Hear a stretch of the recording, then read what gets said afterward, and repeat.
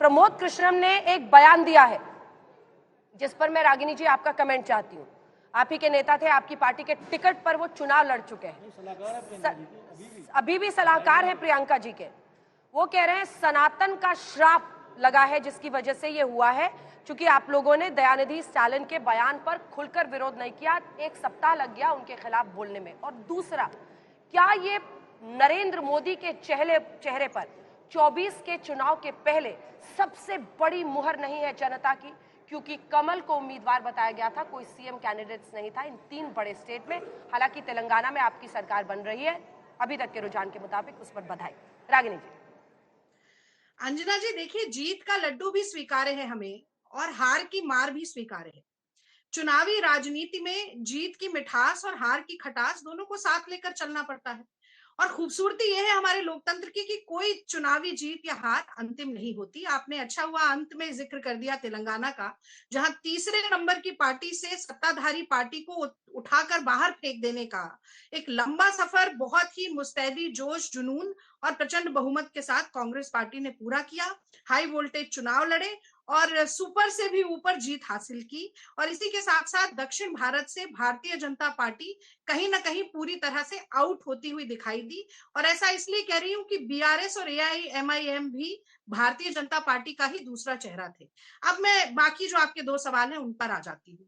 पहले प्रमोद कृष्णम जी ने जो बात कही, उनकी व्यक्तिगत राय है, हो सकता है उन्हें ऐसा लगता हो, पर जहां तक सनातन की मेरी समझ है तो मुझे तो लगता है कि जो रामचरितमानस में सनातन हिंदू धर्म के बारे में लिखा है वो सबसे सटीक है कि परहित सरिस धर्म नहीं भाई और पर पीड़ा सब नहीं अधमाई।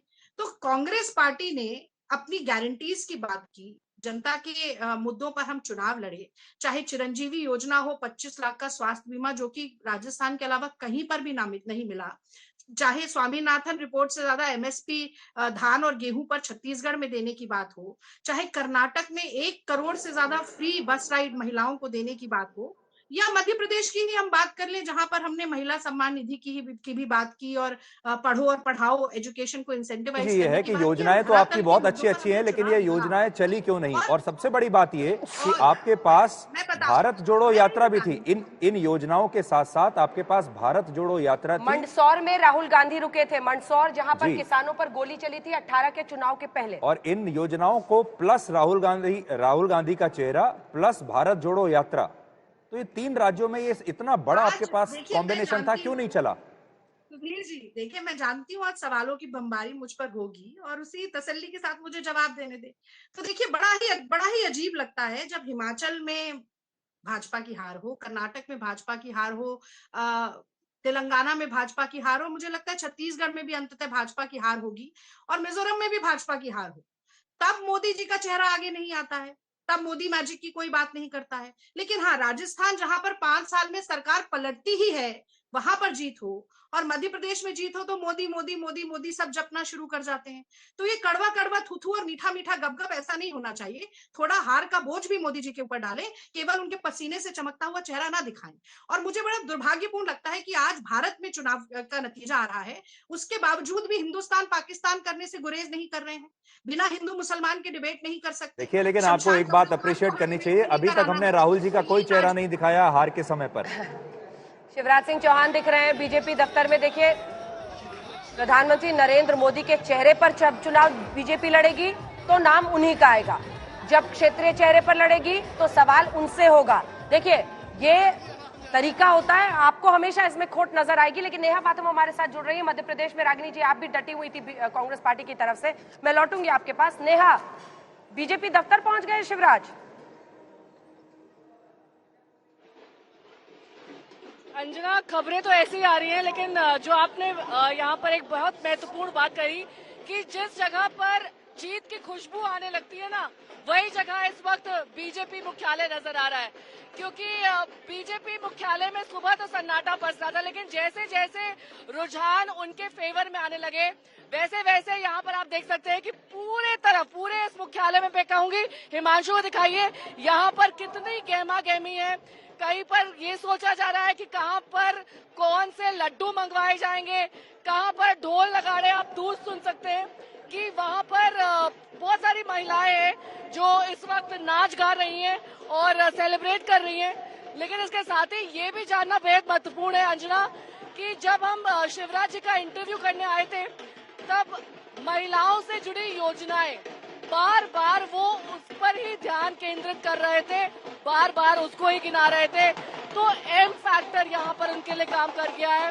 50% महिलाओं ने उनके लिए वोट किया है और यही शायद अगर रुझान नतीजों में तब्दील होते हैं उनके लिए एक बहुत बड़ी जीत की वजह बनेगी। और ये देखिए यहाँ पर तस्वीरें, ये एक एक करके नेता पहुंच रहे हैं, फूल माला से उनका स्वागत किया जा रहा है और जबरदस्त गहमा गहमी यहाँ दिखाई दे रही है। किसी को समझ नहीं आ रहा है कि ये जो प्रचंड बहुमत, प्रचंड जीत जिसकी ओर रुझान इशारा कर रहे हैं, जब वो सहरा बनकर बंधेगा तो किसके सर बंधेगा, क्योंकि शिवराज जी के चेहरे पर तो चुनाव लड़ा नहीं गया। अब कश्मकश इस बात की होगी कि आखिरकार एमपी में इतनी बड़ी जीत जो है वो भारतीय जनता पार्टी सिर्फ और सिर्फ एक ही चेहरे के नाम करेगी और वो है प्रधानमंत्री नरेंद्र मोदी का चेहरा, क्योंकि उन्हीं के दम पर, उन्हीं के चेहरे पर इस बार पूरा चुनाव लड़ा गया है। हाँ। अब चाहे वो लाडली बहन योजना हो, लाडली नेहा, हम आपके पास थोड़ी देर में आते हैं। अंजना, जो जीत है वो शहद की तरह, गुड़ की तरह होती है। जहां जहां जीत अगर आप देखेंगे तो आपको इतनी भीड़ भाड़ नजर आएगी, और हार जो है वो कांटे की तरह होती है। हाँ। उससे सब बच के निकलते हैं, चाहे वो बीजेपी हो या वो कांग्रेस हो। लेकिन अगर मध्य प्रदेश में आप देखें तो शिवराज सिंह चौहान छोड़ने को तैयार नहीं है। ना। शिवराज सिंह चौहान सुबह से और चुनाव प्रचार के दौरान भी लगातार ये संदेश देते आ रहे हैं। इमोशनल कार्ड भी खेला था। हाँ, याद है आपको? जी बिल्कुल। तो वो अभी भी लगातार यही संकेत दे रहे हैं, अभी भी लगातार टीवी पर आकर यही बात कर रहे हैं कि उन्हीं की वजह से ये जीत हुई है और जो पार्टी आला कमान है वो उन्हें कंसीडर करे।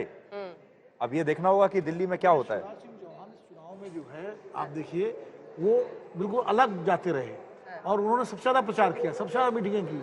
कई एमएलए जिन्होंने नहीं बुलाया उनको, वहां भी वो गए, वो क्योंकि वो पूरा, हाँ, कई माया सिंह के चुनावी सभा में वो रात के 10:30 बजे पहुंचे। तो ये ऐसी टीम है जिसमें शिवराज सिंह चौहान कप्तान भले ही ना हो, लेकिन उन्होंने सेंचुरी लगाई है।